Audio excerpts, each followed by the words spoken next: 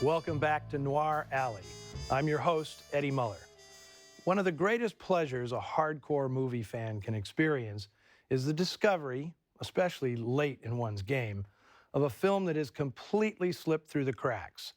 This was certainly the case for me when, after years of watching, researching, and writing about film noir, I discovered a dark little jewel from 1951, Tomorrow is Another Day, which I'm thrilled to present to you today. It was such a crummy title, it's no wonder that for years the film escaped critical reappraisal and viewers, which is inexcusable because this is a movie brimming with simple and stylish pleasures, especially of the noir variety. Its lovers on the lam premise should be familiar to anyone who has seen You Only Live Once, or They Live by Night, or Gun Crazy, or Shockproof. In fact, Samuel Fuller and Helen Deutsch, the writers of Shockproof, would have had every right to sue for plagiarism, since the last half of Tomorrow is Another Day seems to be lifted straight from their script, released 2 years earlier by Columbia Pictures. Now, I'll give writer Guy Endor the benefit of the doubt and assume that he conjured this story himself. Maybe there was just something in the Hollywood air at the time. The final draft is by Art Cohn, who back in his sports writing days, working for the Oakland Tribune, was a colleague of my father. In the late 40s, Cohn carved out a niche for himself in the movies, working on projects as varied as Roberto Rossellini's Stromboli and the classic boxing noir, The Setup. His final script for this film plays like Gun Crazy, if Gun Crazy had been written by John Steinbeck. But it's not really the story that makes this film special. Its director, Felix Feist, was barely a household name in his own home, but he had a real flair for depicting volatile characters in confined spaces, as shown in two of his earlier B films, The Devil Thumbs a Ride and The Threat. Those pictures displayed just how creatively Feist could manipulate a minuscule budget. But Warner Brothers had bigger plans for this picture, a project once tailored for John Garfield, although the leading role ended up going to Steve Cochran.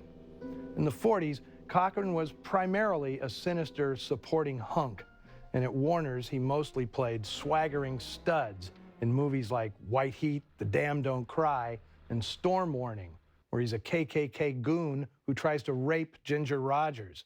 Not a move that would typically get you promoted to leading man status. But as the leader of the Tri-State Gang in a movie called Highway 301, Cochran let you imagine what Elvis Presley could have been if instead of learning to sing or play the guitar, he decided to rob banks for a living. Now, Presley didn't record his first record until a year and a half after this movie was released. But watching Cochran in Tomorrow is Another Day, I'm tempted to call him the Elvis of noir. He gives a much deeper and more vulnerable performance than was usually asked of him in the tough guy roles.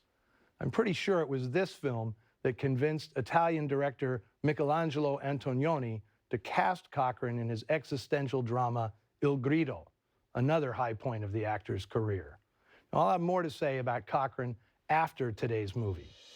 His co-star in Tomorrow is Another Day, Ruth Roman, was clearly cut out for noir. Some of her earliest professional work was modeling for covers of True Detective magazine. The name's Kay.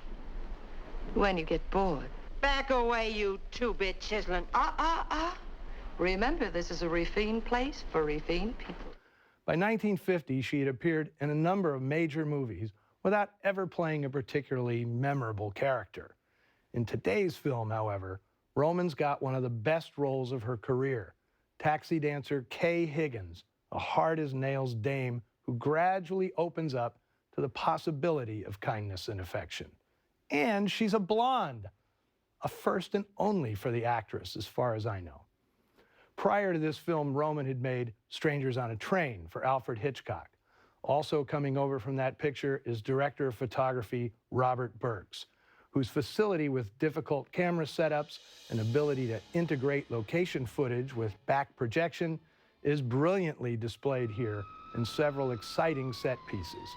I promise you'll never again see a car carrier on the road and not think of this film. What happened to that gun? Who you want it for? Give me the gun. Oh, look, just because you got the jitters, don't take it out on me. Look, you're not going to find anything groundbreaking or revelatory in this movie. I think of it more like a jazz standard you've heard hundreds of times. But then you're suddenly surprised to hear it played in a fresh and soulful way, if in a minor key. Now, you may have taken this trip before, but it's still a great ride. So let's follow this pair of sexy misfits as they go on the run in Tomorrow is Another Day.